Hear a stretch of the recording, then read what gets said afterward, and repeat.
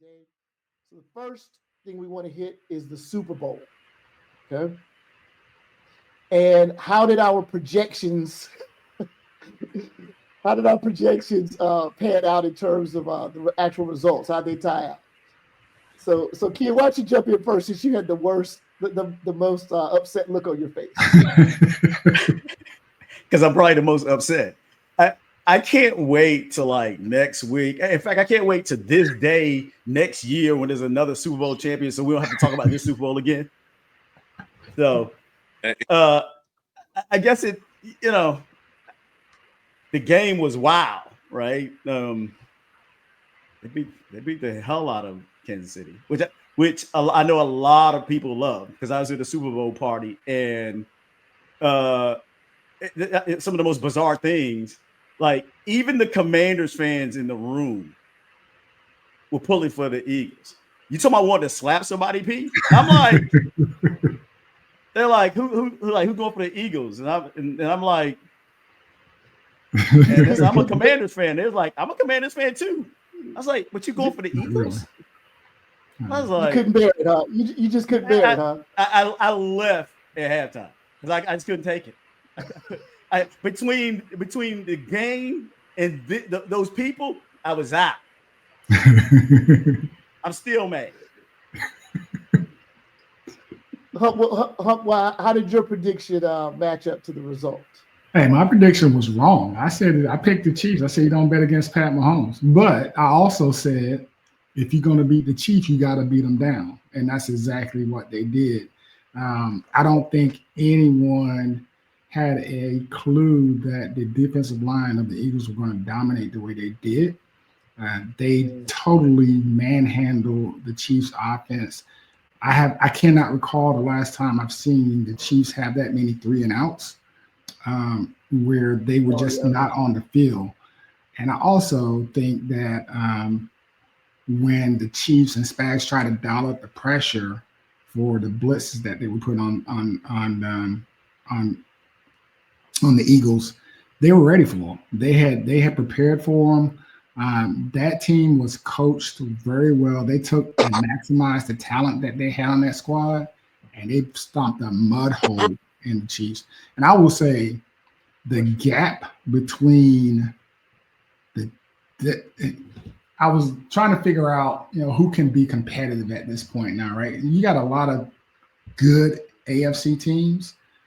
But that gap is pretty close between, your Kansas Cities, your Buffaloes, your Baltimores, maybe Cincinnati's back in the mix, maybe Pittsburgh's back in the mix, maybe Houston comes back in the mix, maybe San Diego and Denver's on the rise. That gap is, I feel, closer than what we're seeing in the NFC. You got Philly, you got the Commanders, I don't think Minnesota's going to be back. I don't think Detroit is definitely going to be back in the mix. Outside of their adjustments to OC and DC, but that they're still going to be battling the AFC. And Ken, I know you don't like to hear this, but unless something drastically changes, the Eagles are built for another run next year. Oh, they are, no doubt. And you may have to hear them again, but it's encouraging to see that you got the Commanders who are going to be there as well. So again, my prediction was wrong, and I'll lean on that. Give me. Let's circle back around because I love Hump's analysis of the game and like the pecking order of the NFL. Like, so after Rich goes, that's coming up next. Okay, cool. Yep, that's coming up next. My bad. So Rich, give us your. You did say you thought they were going to have to crush them to get the win. Yep. Yeah. Right? I also was glad to be wrong about the refs. Although that first series where I did enough of a situation. Which call? Which call, Rich? Which wall? It would have got called. It potentially would have got called. Where AJ Brown did the face mask play. Here's what I say about that, right? I would say because I was going crazy in that room with all those Eagles fans, like, oh, that was a bad call. I was like, okay, I'll give you. They never make that call. Because A.J. Brown does that a lot. He's done it to Marshawn Lattimore. He did it 4 times this season. I watched it and was going crazy every time. But where people are right, they never call it. But I don't know how you can argue with them calling it when he clearly creates space, right? So, yeah. And sorry to cut you off, though. Theory, similar. The blow to the head. The blow to the head was the other call that they kind of try to have a makeup call on because that was kind of weak. Very. Yeah. I mean, first. Rich, you breaking up, bro. Yeah, Rich, you're coming in and out. I was entertained by Paul sending me on Instagram where GloRilla lost $128,000. She been on the Chiefs? On the Chiefs. Oh, wow. Yes. Wow. I saw somebody had $1 million. I saw somewhere somebody put $1 million up on the Chiefs. Yeah. Now the thing about GloRilla's her comment was she didn't just say she lost 138,000. She said, "I'm selling something. Who's buying?" You know what? After she lost the 130, she's like, "I lost 138,000. I'm selling. Who's buying?" I found that to be hilarious. Now I didn't even make a pick. I can't say I didn't care who won, but I did ask the question last week: is this going to be a boring game? And I heard a lot of people say they thought it was boring. I really didn't look at it like that. I like seeing people execute at their highest level, and that defense with no blitzes the whole game did what they did. And Mahomes, that surprised me the most because it wasn't that the pressure got to him. It's that the passes he made were bad. Like the interceptions were bad interceptions. Some of those just incompletions were like, it was a day and night thing. I really didn't get that. Hey man, that was shocking to me. I've been waiting for a week to go off on this because yeah, Mahomes with those two passes, the two interceptions were awful. But Andy Reid and Matt Nagy basically set him up to fail because they never changed their game plan to get the ball out of his hand faster. They never made any adjustment. I can't believe it. That they just, because think about it, like even the touchdowns they scored, the garbage touchdowns late in the game were bomb. They came into that game thinking that they can go deep, right? Which against that umbrella defense, that's already a bad assumption, right? But then if you can't even block the front four, how in the world can you think you're going to go deep? And it wasn't working, and they never changed it. They made the game really easy for Fangio and Jalen Carter and Davis and them guys, Sweat and them guys. It was easy for them because they couldn't block them, and they didn't chip, they didn't get him out the pocket. But one time they got out the pocket, he threw the pick. It was terrible coaching by Andy Reid and Matt Nagy. Terrible adjustments, and I think the one time they tried it, Ken, was right after the half. They came out gunning, they got that first down, but then they went right back to it. And because after they had the quick pops and they had the first down, they tried to go right back to that deep stuff, and that's when they was lighting them back up again, and they wound up punting the ball. So you're right. I mean, I think they had a game plan, they didn't adjust out of it, they thought they could overcome it, and it's worked for them all season, but. Yeah, that was bad. I was screaming, get out the pocket, roll him out, set up a blocking scheme to at least give him some room out there. But to your point, when he did that, he threw a slippery interception. Yep. I've watched the Eagles a lot, obviously, right? And the way what makes their defense so good is that pass rush, but then the umbrella coverage. And they're not going to give you, because it's basically a quarters. But it looks like a cover two, but every defender, those 7 defenders are looking at the quarterback at all times. So you're not going to really easily get behind it, right? Because the safeties just keep dropping, and they got good coverage underneath. It was really a bad game plan, and I'm basically shocked at the way Reid put Mahomes out. Mahomes did not play well, without a doubt, but he didn't get any help either. Yeah, for sure. In between the two halves, we had a halftime show that everybody was waiting for. So let's get our reviews on that halftime show. What do you guys think? That was a work of art. Huh? I thought it was a work of art. I think a lot of people missed it in terms of in the moment, because one, as a fan of Kendrick Lamar and listening to his music, I still didn't understand the words they were saying. Like, I don't know the words to all the songs, right? GNX is not it's not on my top list right now for his albums. So I haven't listened to it like 500 times like a lot of people have. So I don't know all the words. So imagine this is the first time you ever see or hear him. Right. It went over a lot of folks' head. I had some very heated debates over that. But I think if you're paying attention to what was going on that set, you could appreciate the show. And you realize, when we talked about, Lil Wayne and Cash Money not getting the props, that show had purpose, and you would have never seen something that deep from Cash Money. It'd have been booty shaking and scantily clad. And then what's wrong with that? There's nothing wrong with it. There's nothing wrong with it. There's nothing wrong with it. I'm just messing with you. That doesn't diminish the value of his show for what he did. And I think a lot of people are, I don't need all that. I'm here to be entertained. I don't need to see all that. I don't understand. I don't get it. And half the people aren't trying to get it. So I think to me, you've always seen write-ups after halftime show, who performed, what they did, good or bad or indifferent. I've never seen this many articles, blogs, posts about the show, their thoughts, and then the detail behind it and people starting to break it down.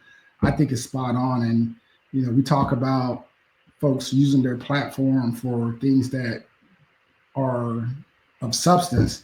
And I think it was. If you start to look into it a little, and forget all the Drake stuff, forget all the diss stuff, everybody, everything that relates back to Drake, get past that, get to the message of what he was trying to do in the show. And I think you can really start to appreciate it. Yeah, Rich, how about you?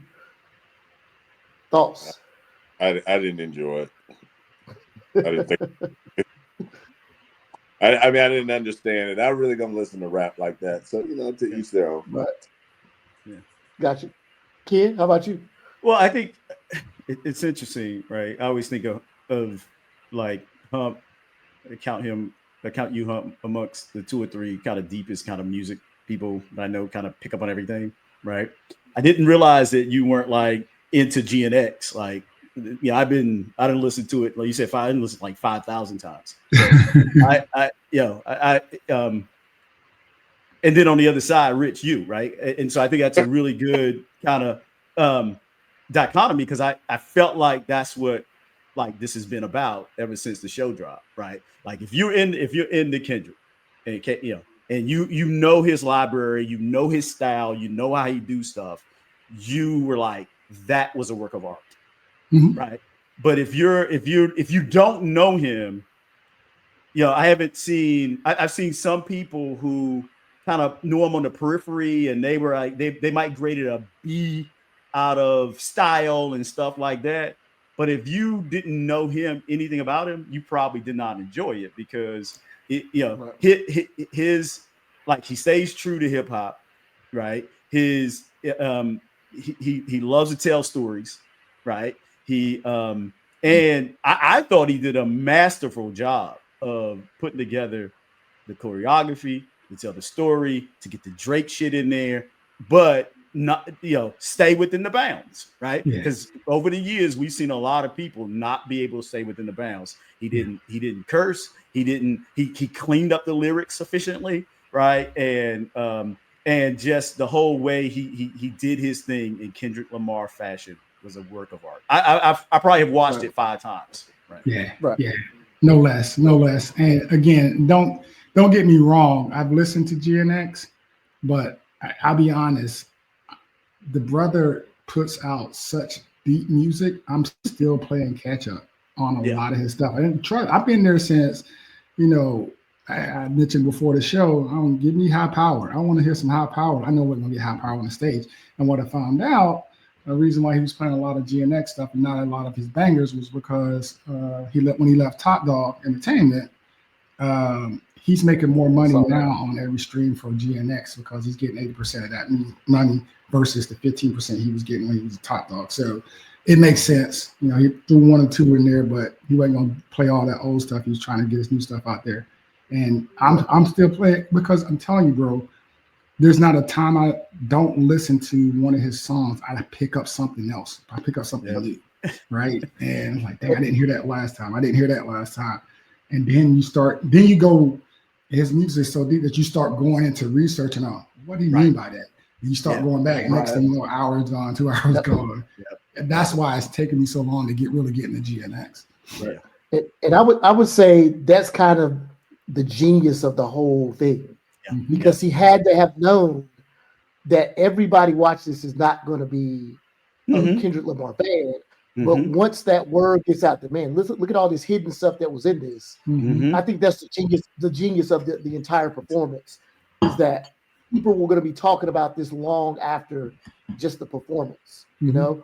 Because I was one of those that, I was one of those that when I saw it and listened to, saw the performance, I was like, so. But I didn't get that deep into it per se. But once you realize that there's a lot of hidden things in it, and what he was trying to do, that's just what makes it a kind of a classic. It's not going to be forgotten. Pete, isn't it, to add to that, isn't it brilliant that he focused in on GNX and not the old stuff? Because I imagine the downloads of GNX is just through the roof this week. Absolutely. You know what I mean? Right. Absolutely. And every track from and even little subtle things, like I think me and DJ on the chat was going back and forth whether he play, like my track last week was Whacked Out Murals. And Whacked Out Murals got one of the best intros. But as soon as the lyrics drop, it is hard. So he played that much of the intro, just the beat, as the first as the setup. So I mean, he focusing on GNX, and I think he got to be laughing all the way, to the bank. Considering what you said, Hump, about he's making more money on this one than he had the other. So just brilliant. Absolutely. Yep. All right, so great halftime performance. Everyone's not going to like it, but that's every performance, so that's the way it goes. Let's dive into some after game topics. So the first one is what does this win mean for each of these teams? For the Eagles, and even though the Chiefs didn't win, what does it mean that they lost? In that game, does it really mean anything, or are we starting to see kind of a changing of the guard? Rich, you want to jump in on this? And I think the Eagles, as Ken had elaborated earlier, they are set up, or was it? No, it might have been the Hump. They're set up for some success. I understand they're under the cap. They got money to spend. They got a lot of potential to do a return and do it gangbuster style. I mean, Barkley. Saquon probably would like a do-over because that wasn't his best game, but he was what kept that defense honest, in my opinion, because you could go to him and make them, play it right. They had to watch for him, so that made it so that the wide receivers could do what they do. So offensively, I see them doing well. They already got a bang-up defense just based on how they played. I mean, what a game to be a rookie and have your birthday and get a pick six all on that day. I mean, how do you come down from that?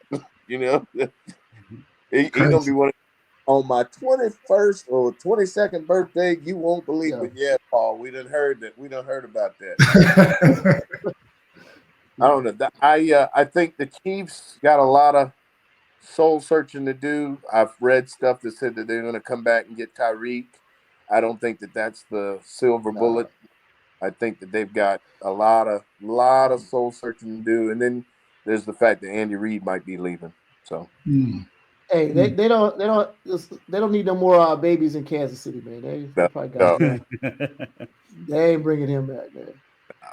Huck, Ken, what you guys think? What does this mean, if anything?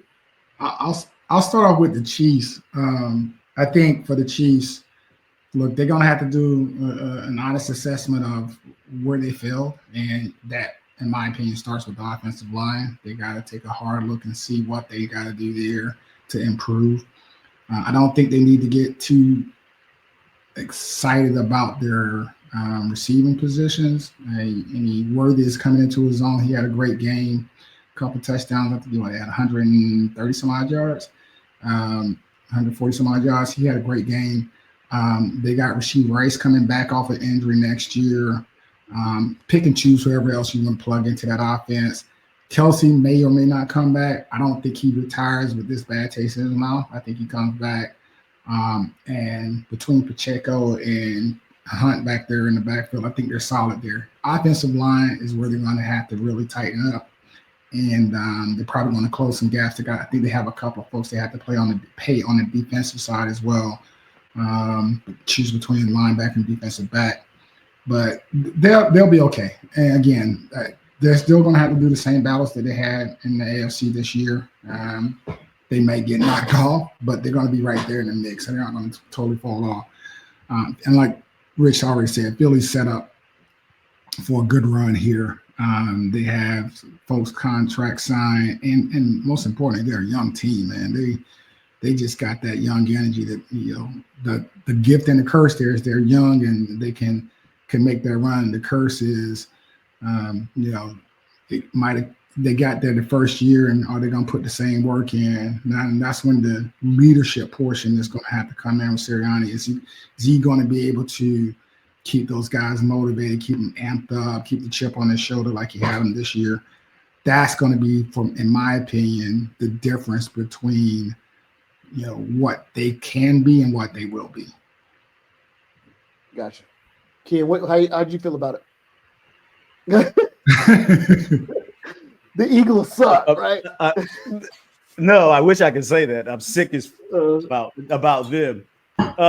Let's start with them. I think they knocked the Ravens off as the best complete team in football, right? Like, I think up until the playoffs, everyone still thought the Ravens was probably the most complete team, but I think Philly has, their run in the playoffs, probably secured them the mantle there, right? I wrote it down here. They got the best O-line in football, right? They got probably the most dynamic running back in football behind it. They got a top 3 wide receiver room, right? Maybe the Vikings, and depending on what happened with T. Higgins in Cincinnati, but that wide receiver room is right up there, right? Mm-hmm. They got, I think, a top 8 quarterback. I know we're going to talk about him a little bit. They got a top 8 quarterback. They got a very skilled and talented D with a veteran D coordinator who plays a complex defense that they're going to get better and better at, right? Because you and I can ramble on about X's and O's in football all day, but their umbrella defense is just things people don't see, right? Like most people, like their corners don't have to flip their hips all that much, right? They just all of those guys who are super talented, always seeing the ball. Fans, it took them a while to get going, and I think they're ready now, man. And so they're the best team in football heading into the fall, right? On the other hand, I think the question is, have they broken the Kansas City mystique, right? Because Kansas City wasn't better than Baltimore this year or last year. They probably were not as talented or played as well as Buffalo, because in the regular season, Buffalo beat them up, right? Houston was coming for Kansas City, but Kansas City just kept finding ways to win. And you just wonder, like, were they is the shine that mystique knocked off of them kind of going forward? It looks like we have our other team member, panel member. Just want to introduce him. Tyron Detroit versus everybody Bond is on the call. So Ty, we're talking about Go ahead. I was that sound like I got on just in time. Was he going off about everybody but Detroit? And I'm like, wait a minute. Oh, Well, we only talk about relevant teams right now. No, we talk.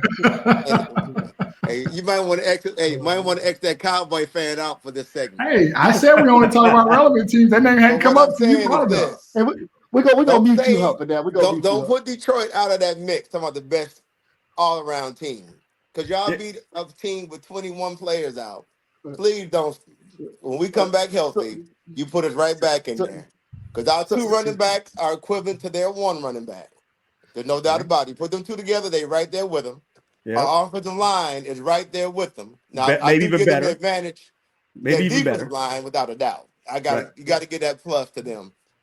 And we got the quarterback for our system, but after he threw 5 interceptions against the Commodores, I ain't got nothing to say about him. All right. Wait, you didn't finish with the rest of the team though. Linebackers and DBs in Detroit.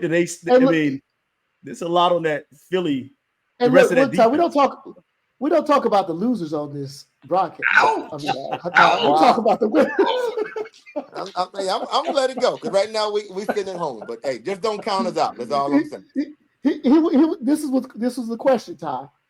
What does this win mean for these two teams, or the win and the loss, essentially? But the win for the Eagles, the loss for the Chiefs. What does it mean anything at all? I mean, look how close the first game was 2 years ago. I mean, to me, the biggest surprise is that Kansas City is back there. Because if you look at the games they won this year, they easily could have, you could see this coming, but you didn't believe it until you saw it. Right. But without a doubt, this team wasn't built. And they did what you had to do against Brady. They got to Mahomes. And like Ken was saying, that's the key. We know that's, so everybody's saying the mystique going, no, that's always been the key. If you get to Brady, you can beat them. Mm-hmm. But nobody's been able to do that in big games. And that was the difference. And so the cheat code is to get to them. But you got to get to them. Mm-hmm. Yeah. Right. I know this ain't on the agenda, but what do y'all think? Do you think the Bills or the Ravens could have gave the Eagles a better run for their money? Mm-hmm. I think the Ravens could have, but I'm biased. I think the Ravens are. I mean, they are far more position by position, a better matchup than Kansas City was. Right. I agree with that too. Yeah. I was gonna say I know. Rich, go ahead. You have something? No, go ahead. No. I was gonna say I know teams. Styles make fights, all that. Oh, that performance makes you think that the AFC is really. They might have taken a step. They might be a step behind that. I would think the Eagles for sure, but Washington's going to be serious business next year. And there's some teams. There's some teams in the NFC. I would be surprised if they took a step forward, but just the way that they dismantled them, that game plan. I don't know, man. I just don't know, because it takes a lot of mentally to be focused for 3-4 years to get to a title. So that's why nobody's really gotten to 3 in a row in Super Bowl, right? But that mental exhaustion has to be something that weighs on you at some point. It's almost like they may need a little bit of a break, at least Mahomes for sure. Just a little bit of a break from all the limelight, just the pressure, just to get themselves back on their feet. It took Brady, 10 years at one point to get back to a Super Bowl? Yeah, that's crazy when you think about it. Yeah. Yeah, and still have as many as he has. But that's one thing we didn't touch on is that pressure that came along with the three-peat. Philly was playing like, hey, we ain't supposed to be, we're not, quote, supposed to be here. No one's giving us a chance. Let's come in and let's ball out. And you got to know that the Chiefs were playing with that hanging over their head of that three-peat. No team has ever done it. We'll be the first to do it. That matters a lot. And so I think, I don't know how much it played in to their performance, but you got to think it was in the back of their head as well. Oh yeah. Ty, were you just talking to your dog? Were you talking to your dog? Yeah. Yeah. They love to come up when you're on the phone, don't they? Yes, they do. Yes, they do. Well, they I'm want that probably the only attention. one. I'm probably the only one that doesn't have a dog on this call. So. Well, you might want to get one. You might get some attention at the house. You might be right about that. You might I'm gonna right. defend my boy. Kim came home and kissed him on the head, so he getting some. Really? Yeah, you missed the time. Kim showed him some love. I had the bark. It is I had the bark Day first. tomorrow. He said he had to bark for it. I had the bark first. Yeah. So. All right, so let's move on to the next NFL topic. We got a couple more things sports-wise to cover. So, last big question, and this was a big debate. Where does this put Jalen Hurts in the quarterback conversation or standings? Where does he rank now in terms of is he an elite quarterback at this point? Do we consider him that? And Ken, I want you to chime in on this first. Please. I just don't know how, if you didn't have him as elite before the game, that this game made him elite.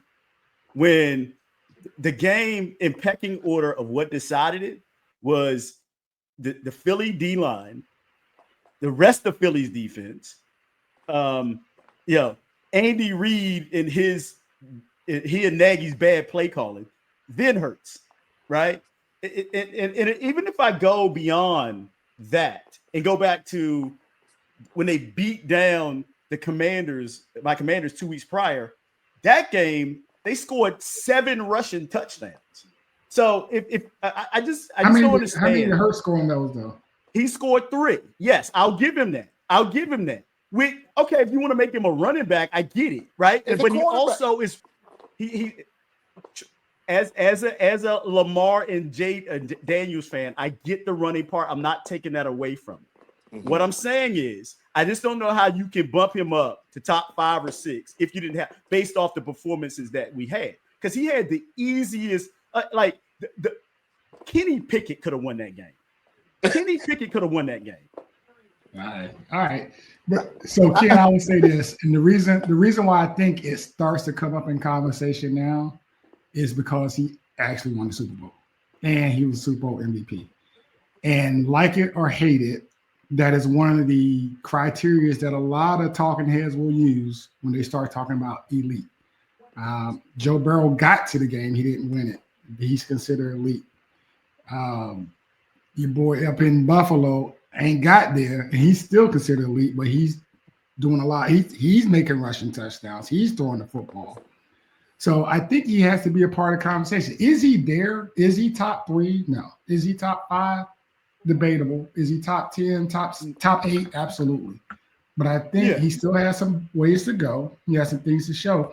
But the track record shows that the kid is a winner, right? He's won at the college level. Even though he lost his job, he went and still balled out where he went to his next stop.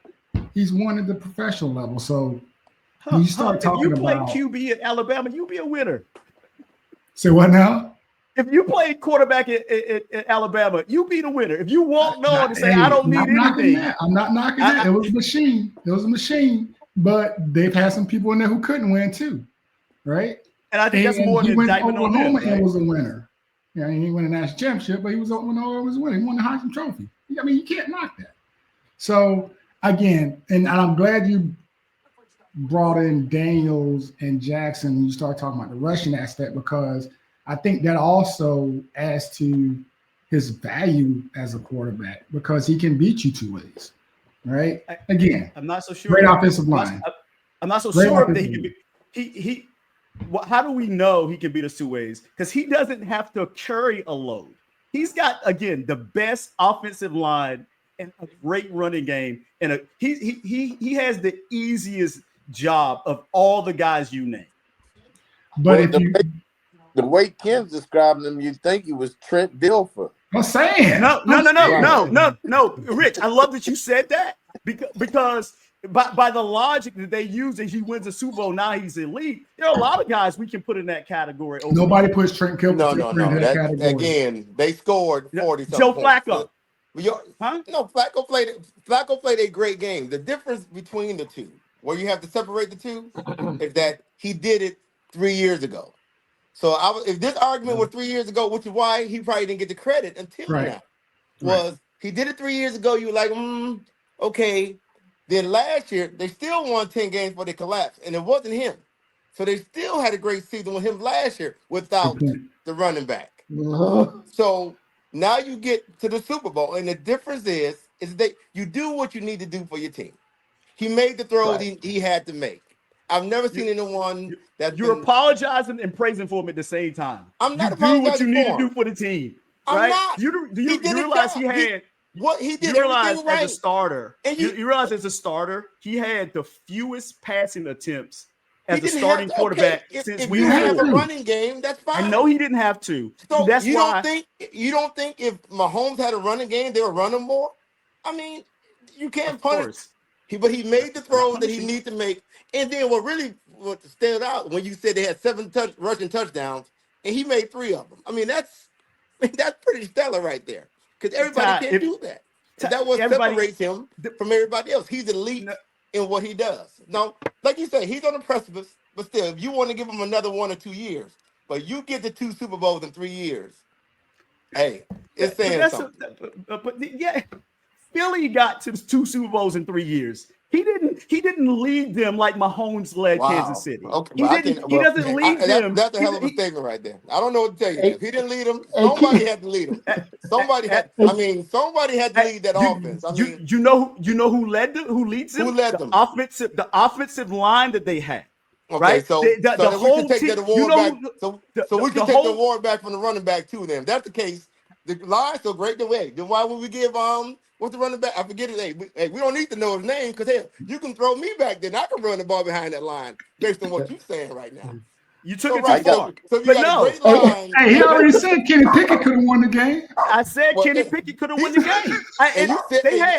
He said you could have played Alabama too. So Ken, let me ask you a quick question. You mad, huh? Because he's number 8.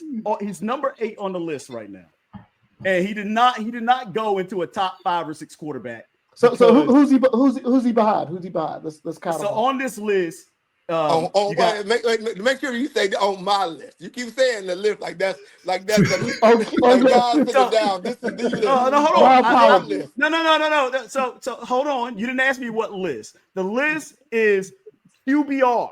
QBR in the NFL right now. We're not doing that. That's not going to determine. We're not doing that. You can't do that. You can't do that. You got Murray at number 6 or 7. You can't. No, do that. Murray is not 6 or 7. His QBR is up there. What QBR? No, he's not on the list. He's not top 10. Kyler Murray was not top 10. Who? Who's 2024? Yes, he's not. What's your list? Number 1 was Jaden. Go with your list. Number 1 was Jaden Daniel. Number 2 was Lamar Jackson. Number 3 was Patrick Mahomes. Is elite right now. Yes, on my list. But right now I'm giving you the QBR. Right. I said Daniels. Hold on, time. No, we can stop there. I answered that. You may answer it again. Yes, I said yes. If he's the lead or not. God damn! I said yes 3 times now. Oh wow! See, that kind of killed the whole conversation. If he can be lead after one season where they won 8, 9, 10 games, then I don't know. But somebody who goes to the Super Bowl twice wins it, but he's got more to prove. But I got a rookie who had a good run at the end in the playoffs.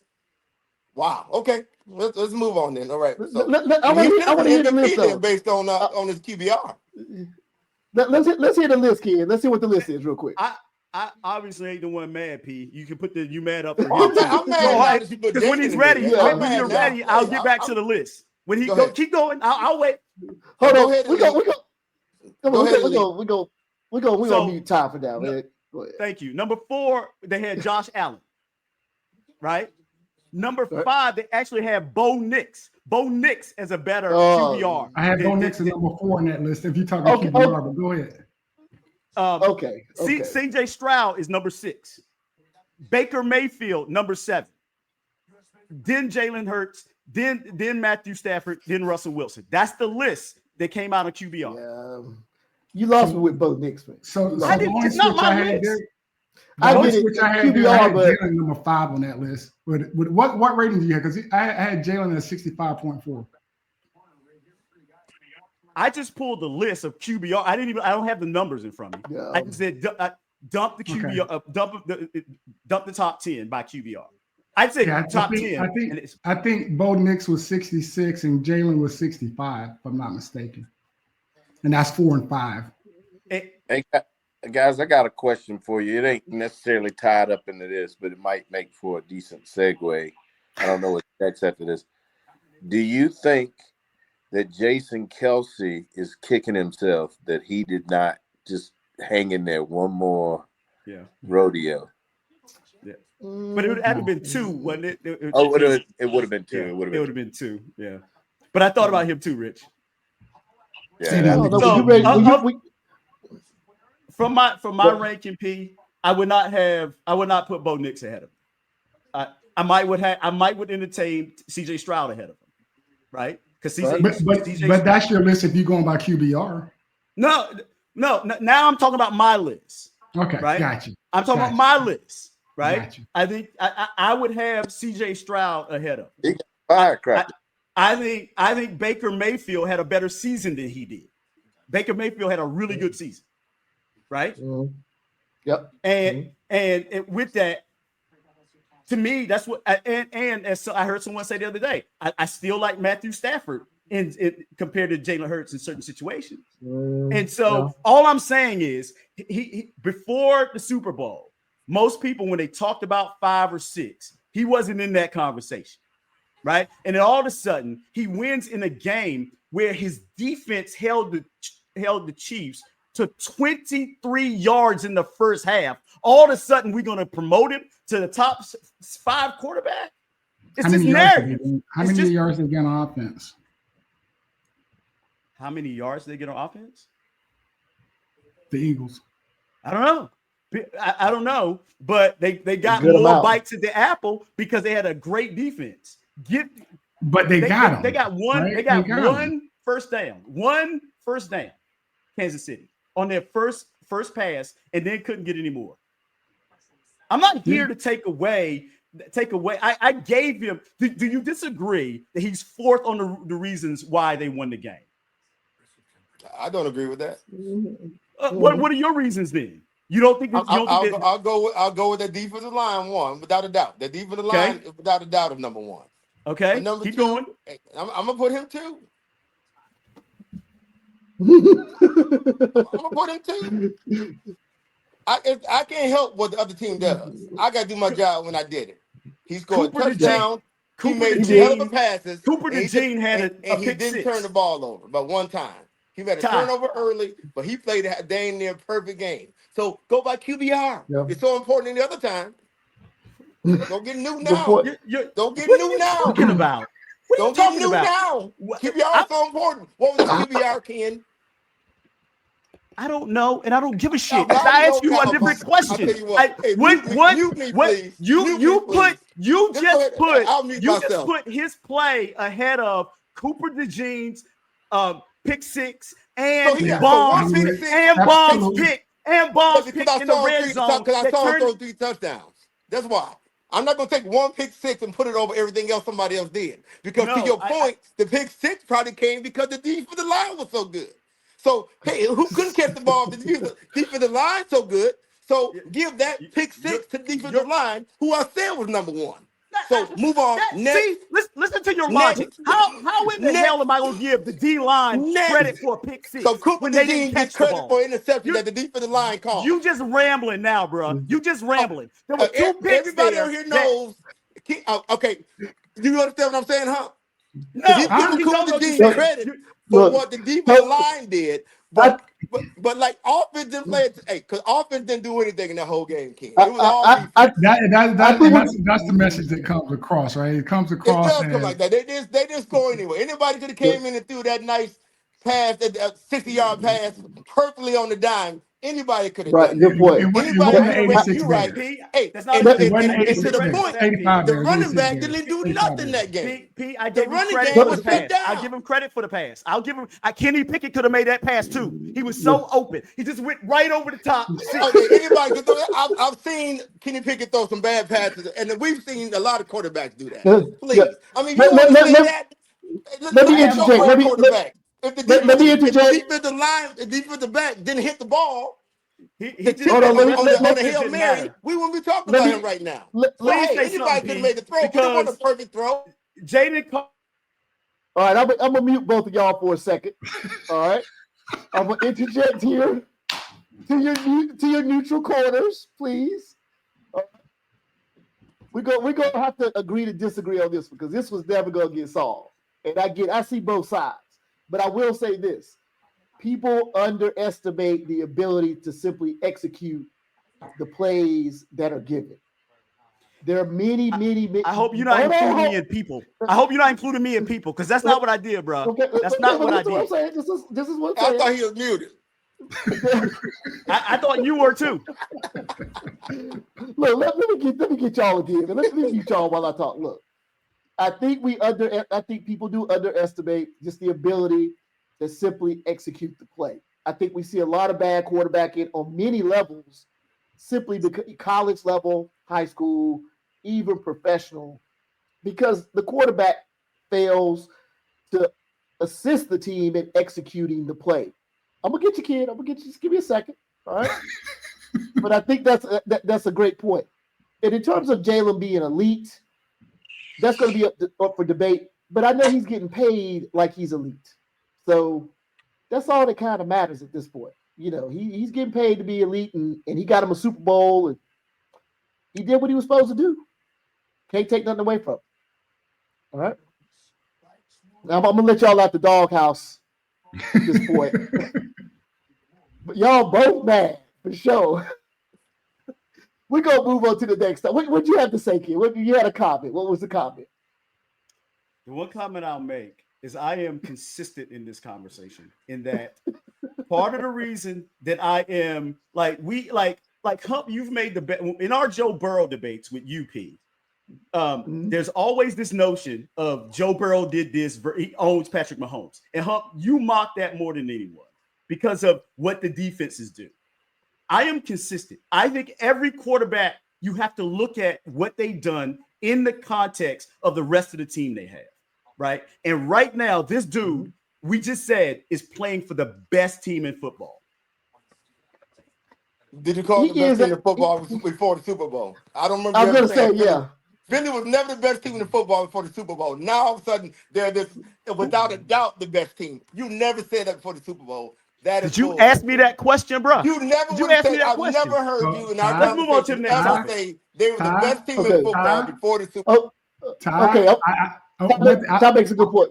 I'll let it go. Go ahead, I'll let it go. But Ty, you know that I said midway through the season when we were looking at the playoffs, I said there's two teams in the NFC. I said there's Detroit and there's Philly. And I said, and Ken, and I remember this conversation. Ken jumped in and said, yeah, but we got to see if Philly's going to have that fall like they had last year.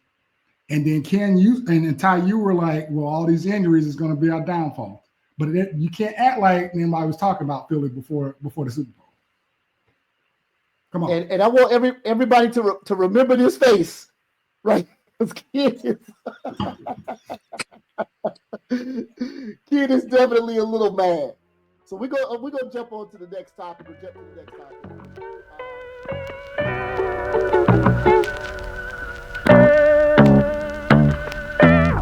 Stop looking, listen, enjoy the vibe. Me and my peoples, we keep it live. So take a toke or take a sip. Hold up, don't take a sniff. I hope you're feeling this deep in your bones. What you been missing? A mellow tone. Not from the city or from your hood. I got you smiling and feeling good. The show is done, relax a bit. I hope the people will fuck with it. Open your mind, open your heart. Dialogue will hopefully start. But if not, we'll say we tried. We didn't run, we didn't hide. We love this world, the people too. We did it all just for you. Out.